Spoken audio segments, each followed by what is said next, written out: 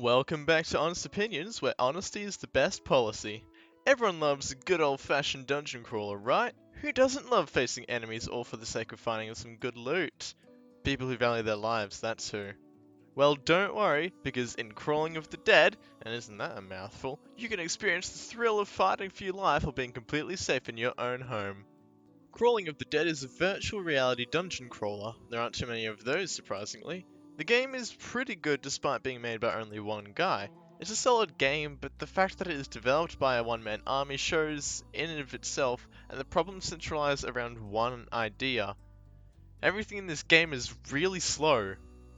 Let's start with exploration. Once you're actually in the dungeon, everything slows right down.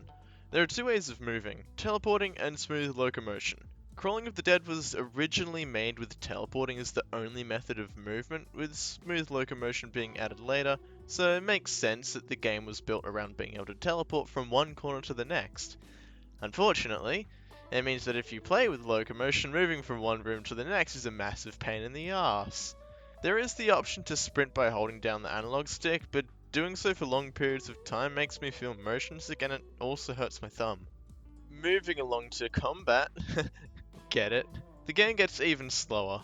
Once you've been detected by an enemy, you slow right down to a snail's pace, and that is no exaggeration. If an enemy sees you, you basically give up the right to move. You have to wait for them to come to you.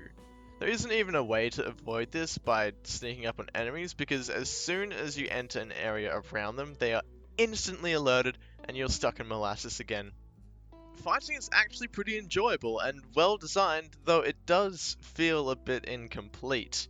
Enemies attack you with combos, scaling up in ferocity the harder the enemy is, but you can't do anything to actually interrupt the combo outside of hitting them, and more often than not, you're going to also take a hit in the process. Weapons don't actually collide with each other, and blocking doesn't even work properly half the time, so you're gonna take random hits out of nowhere. It all just feels incomplete, which is a shame because Crawling of the Dead has a lot of promise. Maybe if a larger team were to work on it, it could reach the potential it has. Next on the list is progression. You can level up your character by fighting monsters, gaining experience points, and once you have enough, level up to raise your attack power and max health. The problem with this is, once again, how slow it is. Once you've got enough XP, which takes a while in of itself, you need to return to your base, go to the training room, and wail away at the training dummy for a while to level up. Then you can go back to the dungeon and keep exploring, all the way from the start of the floor again. Oh, and if you die when you have enough XP to level up, you lose all of it, and have to start again from zero. Honestly, the best part about Crawling of the Dead is the atmosphere. Because the player can affect the lighting, there are a whole bunch of unlit candles around the dungeon. With your handy dandy torch, you can light those bad boys up and be on your way. Going into an unlit room can actually be terrifying, especially since the monsters can be quite jarring to look at until you get used to them.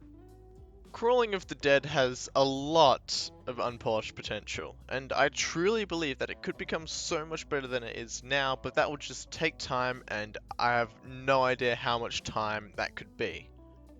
Probably about as long as exploring a dungeon. Yeah, that's a good measurement of time.